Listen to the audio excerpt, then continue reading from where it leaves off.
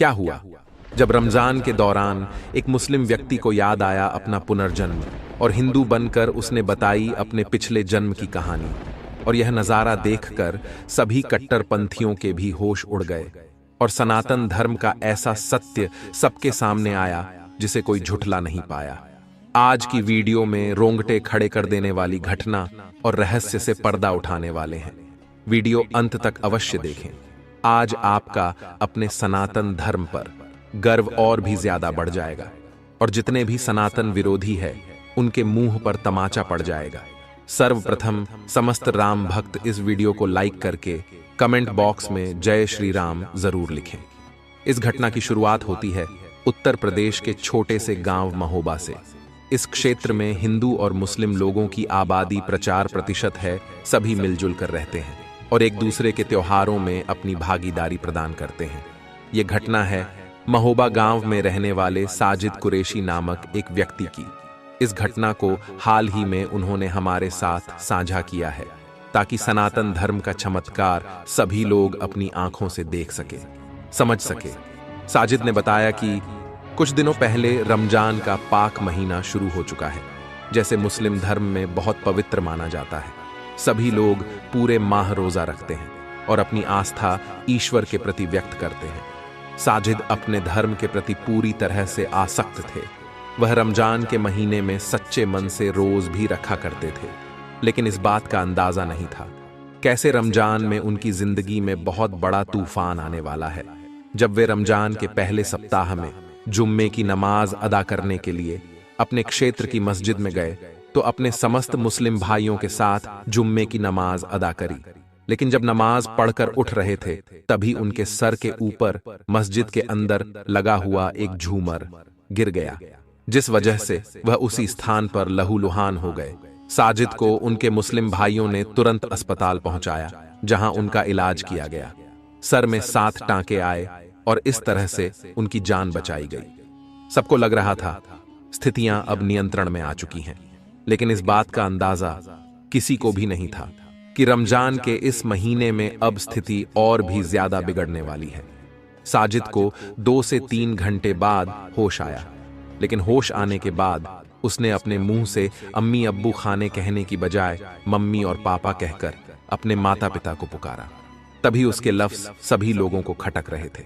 जब वहां खड़े मुस्लिम भाइयों ने उसका हाल चाल पूछा, तो उसका जवाब सुनकर सभी के होश उड़ गए, क्योंकि साजिद का कहना था, आखिर तुम कौन हो और मैं आखिर यहां पर कैसे आया?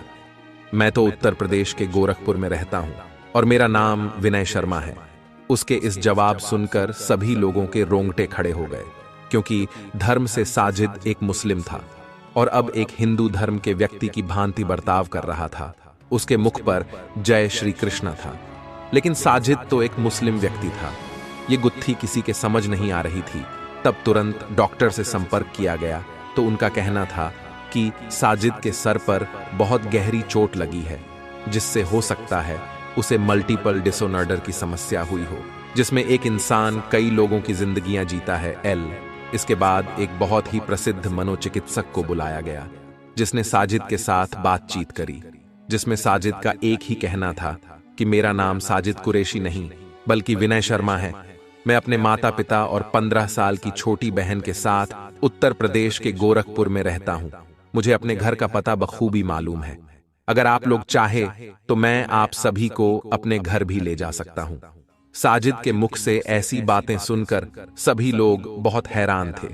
इसलिए मनोचिकित्सक डॉक्टर का एक ही कहना था कि इसके भ्रम को दूर करने के लिए आपको उत्तर प्रदेश के गोरखपुर जरूर जाना चाहिए, क्योंकि जब साजिद सारी सच्चाई अपनी आंखों से देखेंगे तो उसकी मन अपने आप पलट जाएगा और वह पुनः पहले की तरह हो जाएंगे।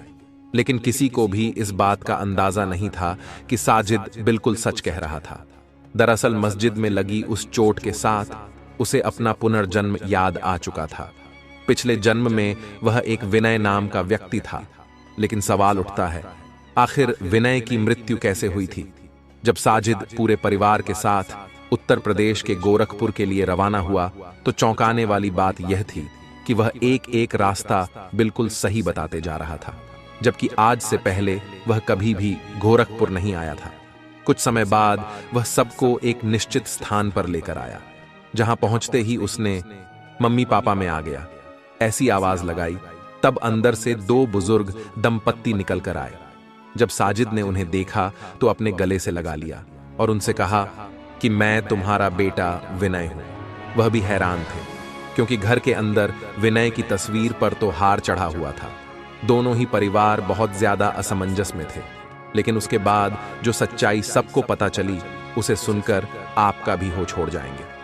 साजिद ने विनय के रूप में उन बुजुर्ग दंपत्ति को बचपन से लेकर के 24 वर्ष तक की उम्र के विनय के हर एक घटनाक्रम के बारे में बताया, जो कि केवल विनय और उसके माता पिता जानते थे।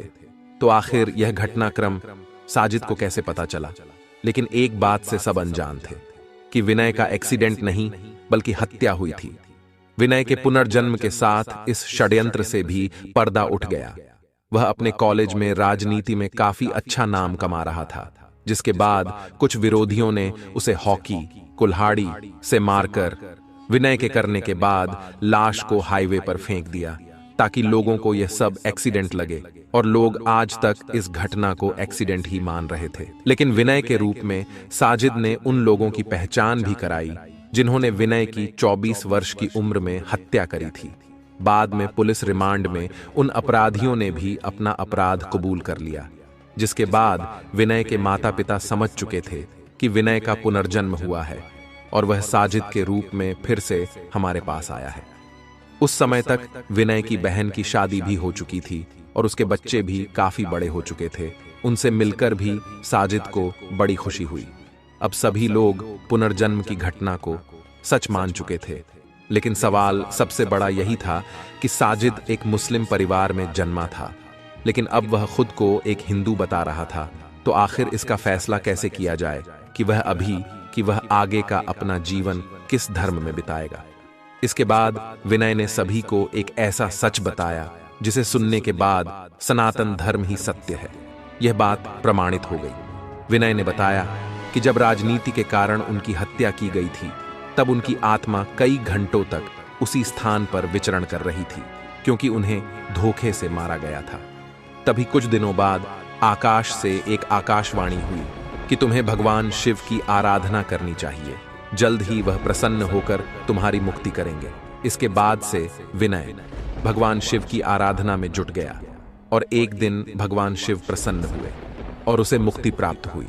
लेकिन उसका एक उद्देश्य अधूरा था। उसके अपराधी खुले घूम रहे थे और उन अपराधियों को दंडित करने के लिए भगवान ने विनय का पुनर्जन्म साजिद के रूप में किया और एक निश्चित समय पर उसे यह भी एहसास कराया कि उसका पुनर्जन्म हुआ है। इस घटना के बाद साजिद हिंदू धर्म के प्रति आसक्त हो गया, क्योंकि वह चमत्कार अपनी आंखों से देख चुका था। लेकिन जिस मां ने उसे अपनी कोख से जन्म दिया था, वह उसी के पास रहा और मुस्लिम परिवार में रहते हुए भी उसने हिंदू और मुस्लिम दोनों धर्म को अपनाया। समय समय पर जाकर अपने पिछले जन्म के माता पिता की आर्थिक मदद भी वह किया करता था, इंसानियत की। इससे बड़ी मिसाल और कहीं नहीं देखी जा सकती। इस पूरे घटनाक्रम को लेकर आप क्या विचार रखते हैं? क्या पुनर्जन्म सच में होता है? नीचे कमेंट बॉक्स में जरूर बताइएगा। वीडियो अगर आपको दिल से पसंद आई हो तो लाइक अवश्य करें। आपकी भी ऐसी कुछ कहानी है तो मैं नीचे कमेंट बॉक्स में अवश्य बताएं, और रोजाना इसी सत्य चमत्कारी घटनाएं देखने के लिए हमारे चैनल को सब्सक्राइब करके बेल आइकन को प्रेस कर ले। अभी के लिए आप सभी दर्शकों को हर हर महादेव।